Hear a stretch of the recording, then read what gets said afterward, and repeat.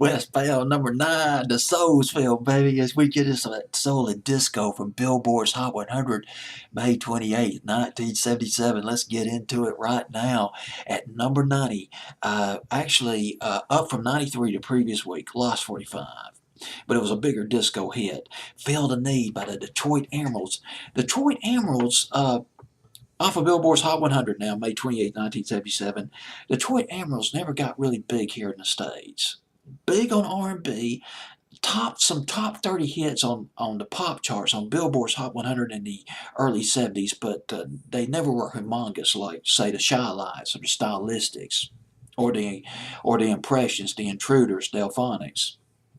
They had that sweet soul sound. Started out as the Emeralds. They formed in Little Rock, Arkansas. Four brothers, the Tillman brothers, Ivory, Abram, Cleophas, and I believe it's Ray. I can't read my chicken scratch. I believe it's either Ray Moore or Raymond. But anyway, four brothers. But two of those brothers left the band, and a childhood friend. His name was James Mitchell. He joined the band. They migrated to Detroit, and they called themselves Detroit Emeralds. First record label was the Rick Tick record label in Detroit. Rick Tick, Rick Tick label was Edmund Starr, but the Rick Tick label, well, make a long story short, Barry Gordy of Motown, he poached the Rick Tick record label and started buying out their artists, including Edwin Starr. But they had their first R&B thing off of Rick Tick Records, Showtime in 1968, the Detroit Emeralds. And then in 1970, Westbound Records. They signed up with Westbound Records. They did a tour.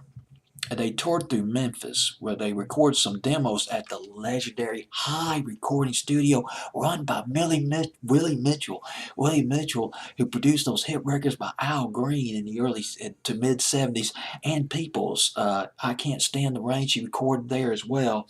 But they made some demos over there, and the demos were sent back to Detroit, and strings and other flourishes instruments were added to the demos.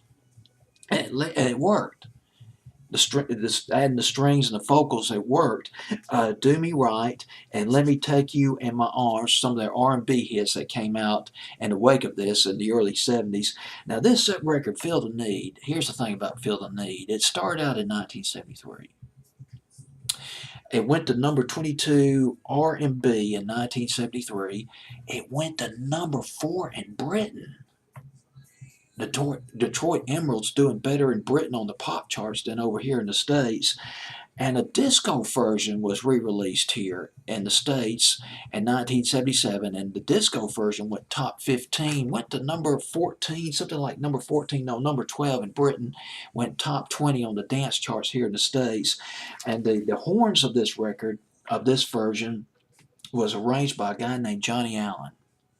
Johnny Allen, who worked with Motown artists, Temptations, Supremes. He worked at Stax for a while, and he arranged the strings. He arranged the horns on Isaac Hayes' critically acclaimed album Hot Buttered Soul in 1969.